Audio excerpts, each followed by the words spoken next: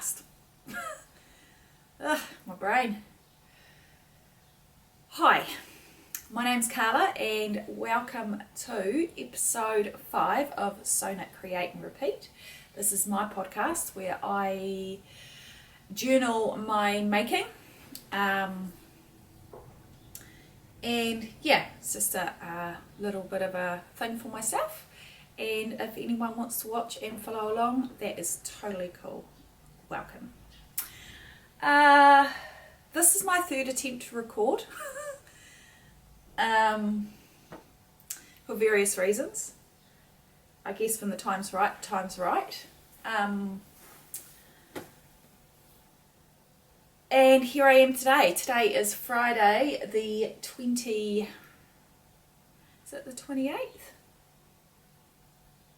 Could be, of January 2022. I've kind of lost track of the date because I work in a school and we've just had nearly 6 weeks off work for the summer holidays. And I say a lot too, you'll learn that.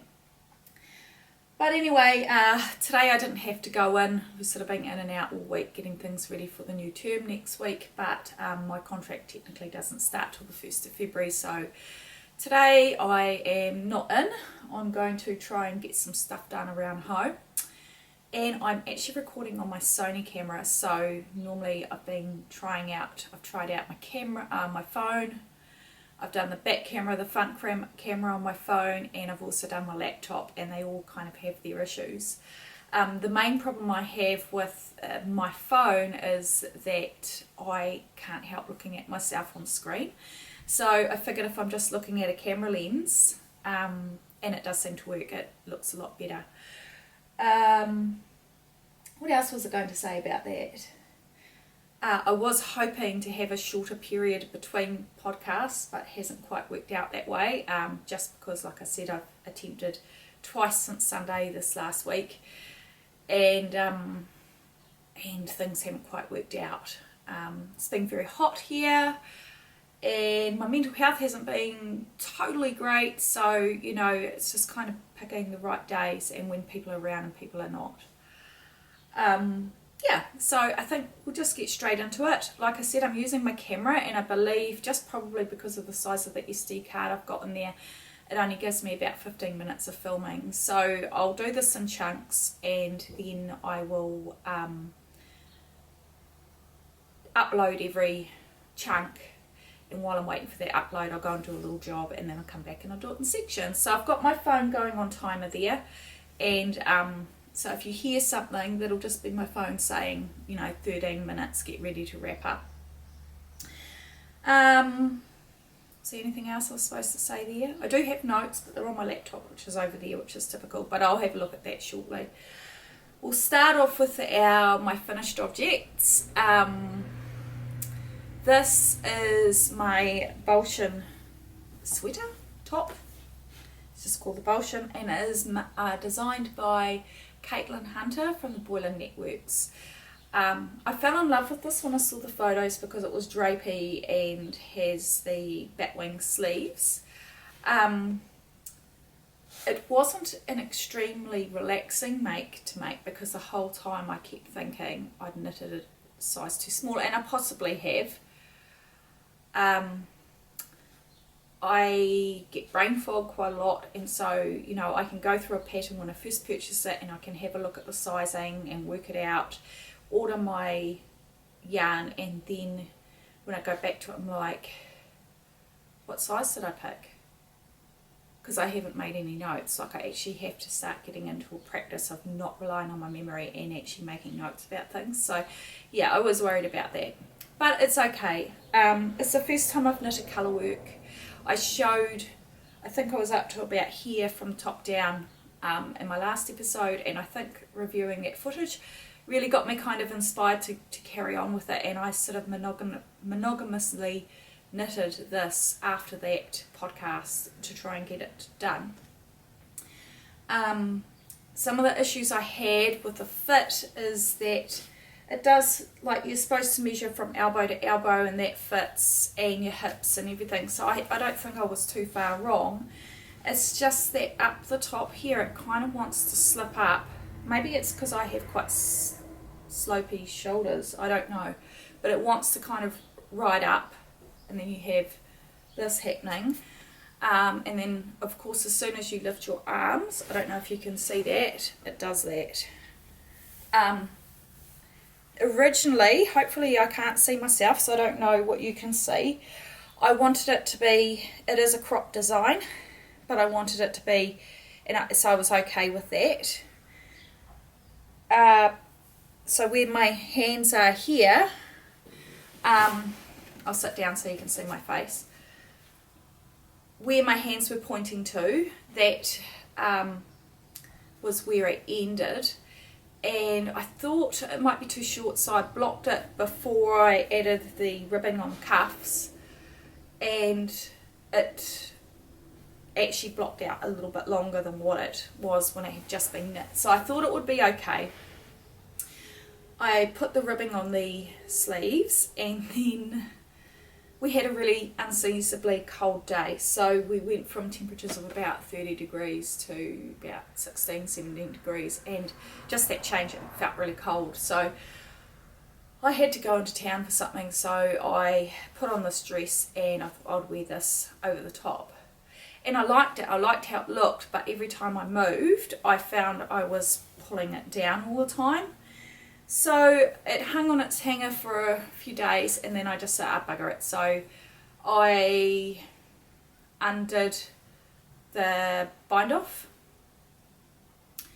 ripped out the ribbing, and I extended it by 3 inches, and then another, and then did the ribbing again. And I'm happier with how that looks. So yeah, so that's that. I knitted this in, this is a yarn created by Skeinz, which is a yarn company, a wool company in Napier. I don't even think I said where I'm from.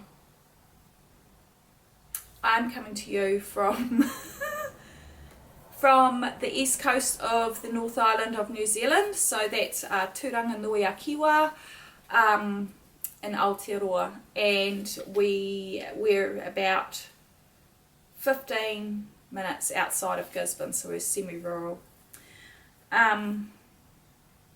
So yeah, Napier's in New Zealand too. And I've never actually been to their physical yarn store, even though they're one of the next closest cities to our city. But where we live, we're quite physically isolated. So it's about 2.5 to 3 hours, depending on the traffic and the roads, from Gisborne to Napier, and then that's going south. And then if you wanted to go to north, the next city, and I don't even know if Whakatane is a city, it might be just a big town, I don't know, that's 2.5 hours away as well. So, and you have to go through hill ranges, very windy roads, very narrow roads, gorges.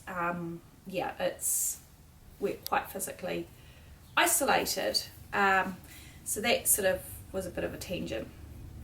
I do tangents. Skeinz is the shop in Napier, and they spin, they have their own spinnery, and they produce their own brands of yarns. So the body of this was made in the Southlander, which is a 5-ply sport. You get 303 metres per 100 gram ball, and I think I used 300 and maybe 260 something grams for the body. I think it was like two and a bit balls, I think. I'll have to double check that.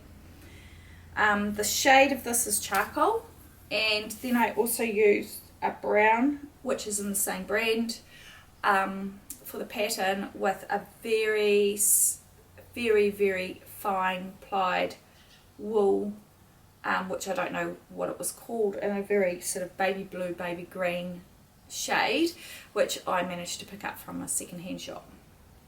And so I just held that together with the brown, because I wanted that kind of, that heathered, is it heathered?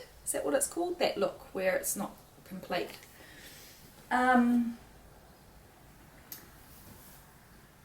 It was quite hard because I was just using a recommended yarn weight. I couldn't get the exact yarn because that was knitted in Magpie Fibres sock yarn, and I couldn't find anywhere in New Zealand that supplied that.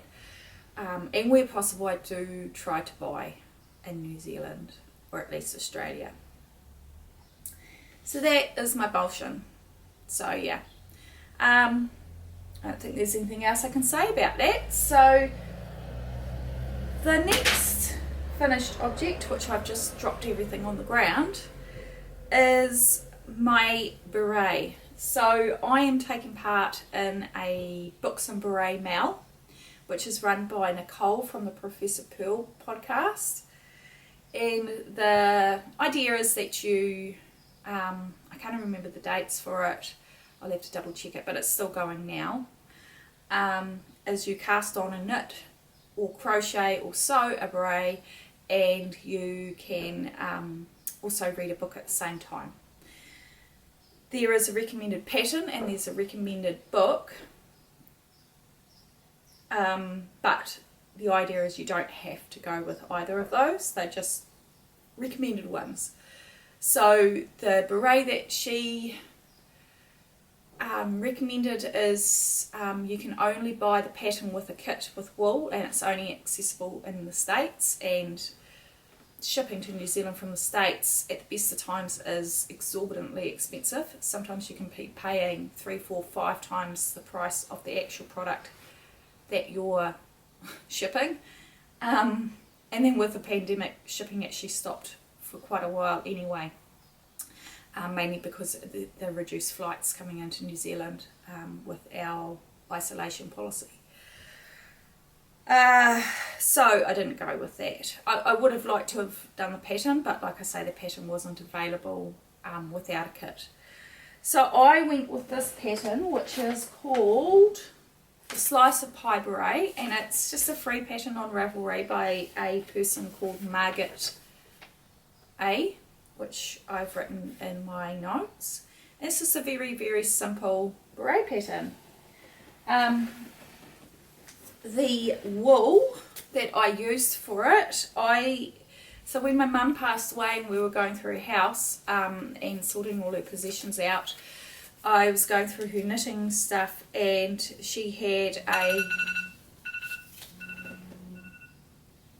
partially completed project, and when I say partial I mean not that much. It looked like the front panel of a top of a jersey or something, but there was no pattern. So she had 2 100-gram balls of this Ashford 8-ply DK. Ashford is a wool company in New Zealand here. They're down in South Island, I believe, and this is Ashford Tekapo 100% New Zealand wool, and they also do spinning wheels and looms. So if you've ever heard of an Ashford spinning wheel, it comes from this place. So I unravelled what she had knitted, because I mean, even if there was a pattern, I wasn't going to be able to finish it because my mum was like half the size I am. So, you know, it might have made a cow. So I unravelled it and I put it aside in my stash. There were 2 balls, and then when this came along and I needed some DK, I looked in it and I love the colour. So this colour is actually quite mustard, but I have noticed when I've taken photos of it, it looks quite chartreuse or even buttery yellow. So it is a very mustardy one. I haven't blocked it, washed it. I'm not in a panic to do that yet because it's summer and I'm not going to be wearing it yet. But the cool thing is, a large chunk of this construction was made with wool that my mum had handled. This is actually from the knitted portion. I think there's probably maybe 10% was fresh wool from the ball. So this is quite special. This is a hat that my mum has kind of handled. It's quite special. So yes, But anyway, section 1 complete. I'm back. Right, section 2. Whoops. Stuff I am working on. Right, I've got my notes on my phone now. So the first one is one I've been working on for a little while, and I just pick it up when and if I want something different to do. And it is the Frank Shawl by Locatelli. I have complete, it's constructed in 3 panels, and I have constructed this first one already. These are both Malabrigo Mechita yarns in glitter, which is this gold colour, and pearl, which is the contrast colour. I love the way it feels. It's quite lovely, but it's very slippery on metal needles, which is what I'm using for it. Just because my Knit Pro Symphonies don't come in the smaller needle sizes. So I have almost completed the second panel, the second side panel, and then I'll be starting on the middle section. I had started a row, not finished it, obviously. Oh no. Yeah, it started a row, not finished it. But that's pretty much, once I finish that section of the aubergine, I'll have a little strip of gold, and then I can put those stitches, live stitches, on hold and work on my middle section. So I'm looking forward to doing that. No, it's not. I think it restarted counting. But anyway, it's restarted again now, so that's okay. Yeah, so I've put those middle... Oh, yeah, I'm just about done with that. I did take it away with me, went away for Christmas, but I didn't really do a lot of knitting when I did that. So that's just a simple one there. I do have quite a lot on my needles because I think I plan, and then to cheer myself up when I'm feeling a bit down, I buy some yarn, and then I get really excited about something, and then the yarn arrives, and then it sits there for a couple of days because I keep saying, don't cast it on, you've got enough to do, don't cast it on, you've got enough to do, and then I do it. So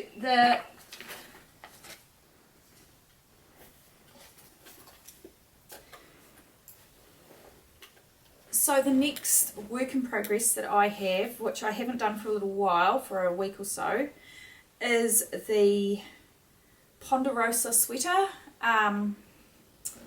by Wool and Pine. I am knitting it, so I'll try and bring that forward. So I'm using KiwiYarn-A hand-dyed yarn. So she's an indie dyer based in,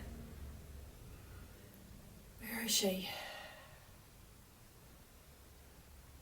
She might be, no, she's not Wellington, is she Christchurch? I'll have to double check, but she's a New Zealand indie dyer, and this is her 4-ply merino high twist in the colour dark denim. And as you can see, there's two strands coming off there, so hopefully that works. Hopefully you can see that alright, because I'm alternating the skeins, just because there is a variation in the shades within the ball and I don't want pooling. The reason why I chose the Ponderosa is because I love the high-low look of it. So it's higher at the front and lower at the back, and I think most of that is just done in your blocking, so you shape it. I'll insert a proper picture of Wool and Pine's sample so that you can see, and then it's just got the lovely cabling, and I thought that would be a pretty top to wear over a dress in the winter when I'm at work. So I've got that one, and then I've got 2 others, but you'll have to bear with me a sec. I'll just go and get them.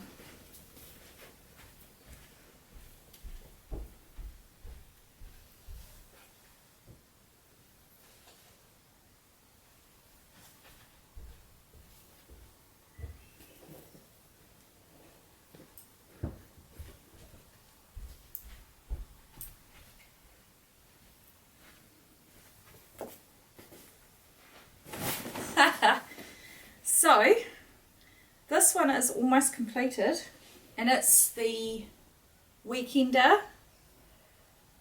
jumper, sweater, whatever you call it, from Andrea and Mowry. So anyone who knows me knows that I've been quite into Andrea and Mowry. The wool is, so I've knitted the body and I've knitted one sleeve. I'm just doing the ribbing on the sleeve right now.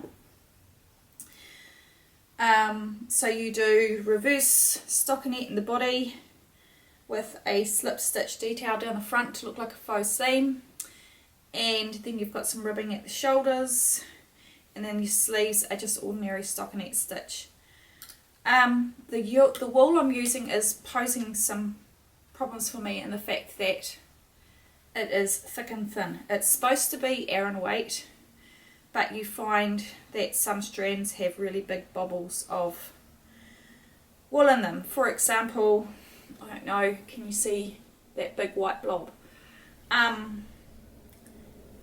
It is looking a bit short, but everything you measure to a certain measurement, and I've done it to those measurements, and it does have a fair bit of stretch, and it is bunching quite a lot, so I'm hoping that when I wash it and block it, that it will stretch out.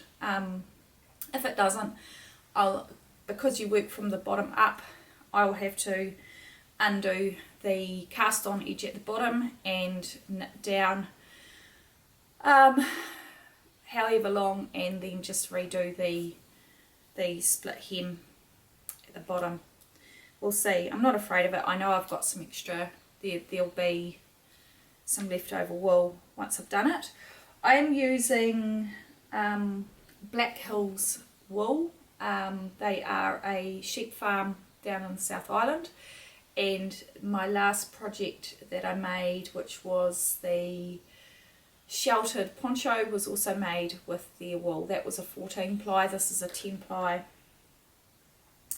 And I have a funny feeling it's Corriedale, but I will pop it on the screen if that's wrong.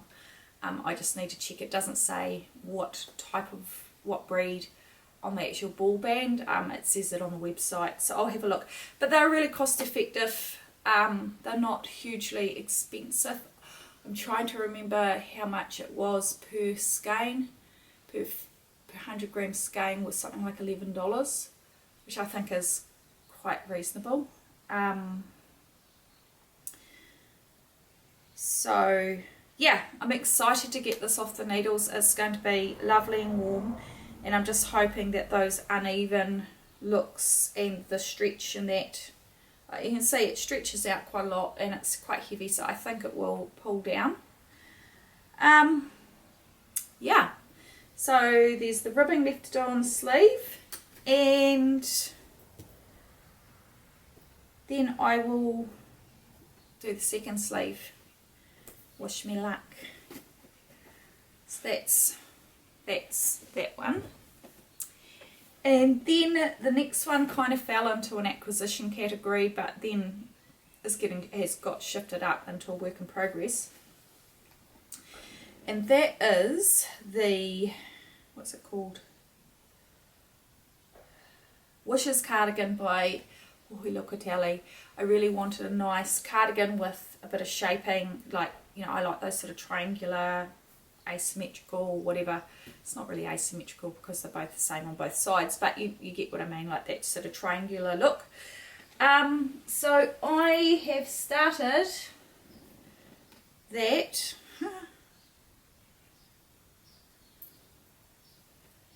And I'm doing it in black because, you know what, I actually really like black, and I like grey, and I like natural neutral colours. And when I've tried knitting with bright colours, because that's what I should do, and I've tried sewing with bright colours because that's what people, you know, was commenting on my colour palette, I don't wear them. So I'm just going to do what I want to do now. So I've done, that's the back and the sleeves, and the band down the side has now been separated off, and then I think you pick up stitches along there. It's quite an interesting construction. The new things that I learnt in this are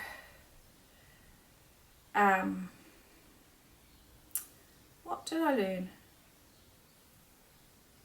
This one was quite different.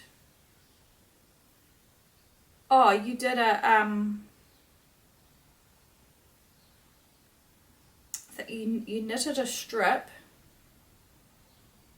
and then you picked up the stitches. You put these on hold here, then you picked up stitches across here, and then you knitted into that, into those, picked up those stitches again, and then carried on. It's quite, I'm confusing you because I'm confused too. I'm trying to remember. So that'll be nice. That'll be another nice summer one, and I'm knitting that in. I'll just get the ball band out. It's black. It's, oh no, I don't need the ball band because I've got my notes here. It is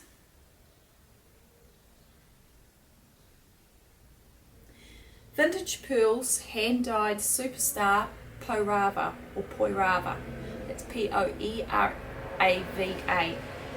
and that she's also an indie dyer, and she's down in Dunedin, and she's got some beautiful, beautiful yarns. So that's what I'm knitting that in, and that is a really interesting yarn. I thought it'd have nice drape. It is 70% New Zealand Polworth, 20% Tussah, so Tussah silk, and 10% black New Zealand Merino.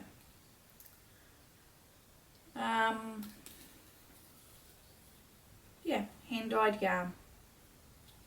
Vintage Pearls. You can see that. I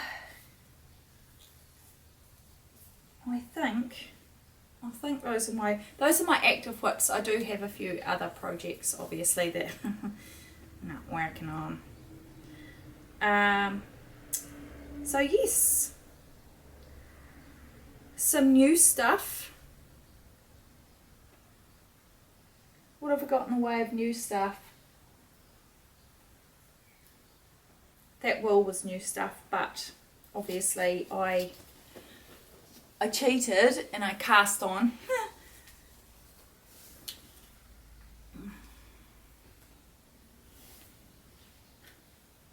I'll just upload this segment and then I'm back. So, new stuff. I forgot when I recorded the last time that when we'd been away for Christmas, so we went south, so we went down to Wellington, which is about 5 or 6 hours drive away, and there is a place in Southern Hawke's Bay, close to the Tararua area, or yeah, getting sort of halfway between us and, or maybe less. I don't know what I'm talking about. There's a place called Norsewood, and Norsewood was always kind of world famous in New Zealand for their knitwear shop. It used to be called Norsewear. That has closed down. Well, the business has changed, I think, because the shop is still there, but it's called the Natural Clothing Company. And they do beautiful socks, singlets, jerseys, hoodies, ladies knitwear, underwear, you name it. It's beautiful, beautiful stuff, really good quality. And on the way home, my partner wanted to stop in there because he never buys clothes. And I'd sort of been hinting to them while we were away that, you know, we went to Rarotonga about 5 years ago now, coming up.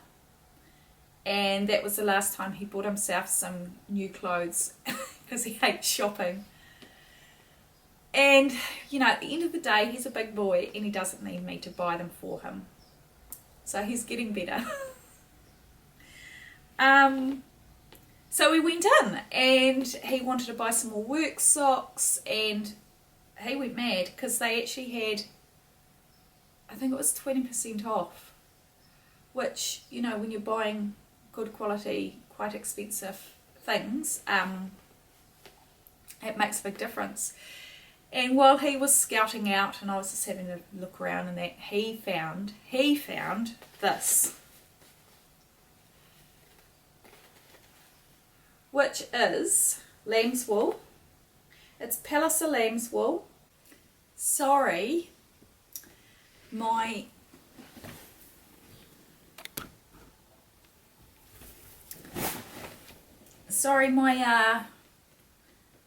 I just filmed for like 15 minutes and realised I hadn't deleted the last video off the card, and only 2 minutes of that recorded. So I was talking about this Palliser lamb's wool and just the whole palaver about Evan really wanting me to knit him something. So I bought two cones of this. It was originally $95 and I got it for $71, and there's a kilo of wool on each one. I don't know what the thickness is on this. It has a gauge thing that I didn't quite understand. I think it's quite an old type, but I'll try and look it up and put it on the screen. But I think it translates to kind of like double knit, but as you can see, it's actually not that thick, so I'm unsure. Yeah, so I got that. He's been wanting me to knit him a hooded Joji, but when we looked through Ravelry, anything I could find he didn't really like, and yeah, it's been a bit hard, and he's under strict instructions that if I do knit him something, he's not to wear it to work. He's got this habit of having stuff and then wearing it to work. He's a fitted turner. He works at a lathe, but he also does fabrication, welding, and he's a diesel mechanic as well. He works as a diesel mechanic on heavy machinery, and you know, diesel, grease, welding sparks, just wrecks your clothes. So if I make him something, it won't be, I will be guarding it really well. I think I did talk about that a little bit longer, but anyway, so that was one acquisition, that was one new thing.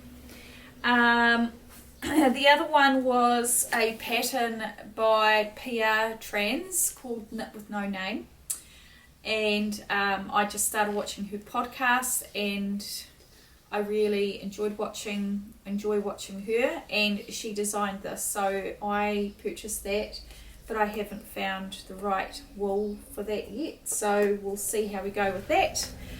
The other one, and these ones I will put up, maybe a picture up, was the Reagan cardigan by Isabel Kramer, and it's kind of similar in construction to the Knit With No Name, and I've had that in my favourites for ages, but Pia knitted it and it just looked beautiful. The other thing is I bought Jorge Locatelli's latest top, which I think she released yesterday or the day before, so I've just bought that. I've got no idea what I'm going to make it in, but I've bought that. And then there was the biscuit tin socks by Brogan. Well, my camera died, ran out of battery after all that. So I'll try and keep this last segment shorter. This is, and I'm looking at my face again, sorry. So I'm recording on my phone. So I think, what did I get up to when it made that little beeping noise? I think I was talking about pattern by Isabel Kramer. So I have that, I have the Jorge Locatelli, and I've got the biscuit tin socks from Brogan from Woolly Witchcraft. So they'll all be things that I'll look at doing for next year. You can see why I haven't done a knit 9 because they all add up really quickly. The only other thing I was going to show you, see, I think you can see my messy kitchen in the background now, is this. It is, sorry, that's the right side there. It's my circular needles. So I wanted something that was easier than having to flick through all the packets. And I also wanted something where I could keep the cables straight. So I whipped that up a couple of weeks ago, and what I did was I just set it up in the kitchen, and I went through all the sizes, and I had a pot of water boiling, and I held the cables in for 30 seconds or whatever it would take for them to relax, and then when they straightened out I hung them back up. And yeah, because at first I was just threading them all through these slots when I first did it, and it was chaos. They were just like tangled everywhere. So that was the only kind of knitting related thing else that I was going to show you. I do have plans to make some more project bags. I've got stuff sitting in a big basket and everything's getting tangled, and now we're going back to work. I'll need some more little bags to take my knitting to work for my breaks. So I was going to talk about some knitting podcasts that I've really enjoyed watching. So the first one, my notes are on the phone. So the first one was Pia Trans from 50 Fabulous Knits. She's a Danish lady who lives between Denmark and northern Italy, and she's gorgeous. She's got a very vibrant personality. The next one was Orchid's Heart, and I didn't know her proper name because she just introduced herself as Orchid's Heart on Instagram. And the other day I was watching the Pomegranate Girl and she called her Ophelia, so that might be her name. She's really cool. She's really funky and offbeat. She's younger, but she really reminds me of a girl that I went to school with, and yeah, she's quite cool. Then the other one was, I can't remember who it was, but then there's a girl called is it Lisa from Woolblom Knitting, I think that's how you say it, Woolblom. She's South African. She's the same age as my daughter, and she's just lovely. She's got beautiful taste and got me really inspired. She does some really different patterns, and that you're not seeing, like I'm always seeing on my feed on Instagram. So she's done. It was a logging. They keep using the air brakes when they go past logging trucks. But anyway, she's got a really, really nice aesthetic. Very lovely girl. So that's my podcast mentions. This is a schmozzle. This has taken ages. What else? End of the school holidays. So this is my life segment now. End of the school holidays. It probably went on a little bit long for me. Once Evan went back to work, I kind of lost my mojo. My health took a bit of a downturn. My fatigue was up, pain, blah, blah, blah. I am doing something interesting. It's not a New Year's resolution. It just came to me one day. I just thought I'll try and do a month without any processed sugar. I'm not being super strict, so if I want a glass of wine, I'll have a glass of wine, but only because, you know, it'll be lucky if I have a glass of wine once a week. And I'm having fruit, so just processed sugar. Cakes, biscuits, lollies, sweet drinks. Yeah, processed. Ugh. And I actually feel quite good. And I'm surprised actually at how easy it has been for me, because I do regard myself as a sweet tooth. So we'll see how that goes. Evan reckons that if I do a month, he'll do a month. So we'll see how. see what happens there. On the note of even, a few of you who have watched before will know that when I started on this little bit of a journey, I hadn't told anybody in my family, none of my friends either, that I'm doing a knitting podcast. And over this time, Evan kept hinting about podcasts and me doing a podcast. And I had confessed to my son when I first did it, and he was the only person that knew, and I swore him to secrecy. So I was thinking that maybe he had let the cat out of the bag, because Evan and Jess were both teasing me. Teasing me and just saying, oh, you know, you should do a knitting podcast, and I can imagine if you did one, you'd be talking about this, and da da da da da. And then before Christmas, I actually confessed to Jess. I said to her, that's my daughter. And she just laughed. She's like, oh yeah. And then after my 2 attempts this week, a couple of days, it was a day before yesterday, I said to Evan, I just tried to film a podcast. I said, and I had some major technical difficulties, and he just laughed. He said, I knew it. And I was laughing, and I said, did you know I've been recording? That was episode 5, and I've been recording since October. He goes, I did not know that. So he was really good. He was fine. I just said, I knew you'd tease me, so, you know, please don't watch it. He goes, do you mention me? So yeah, so it's not a secret anymore. Yay! So hopefully I'll see if I can buy an SD card with more memory on it. I think the one I'm using on my camera is only 2 GB. And it is a good quality camera, so it probably does create quite a large file size. So we'll see what the editing's like. But yeah, what have we got coming up? It's a long weekend this weekend. We've got Auckland anniversary. So most provinces or regions in New Zealand have an anniversary date, and for some reason Gisborne doesn't have one, so we go with Auckland anniversary. And so we just have what you'd say in the UK, a bank holiday. So school for the kids doesn't start back till next Tuesday. So it's another long weekend. And then in another, is it the following week, we've got Waitangi Day, which is,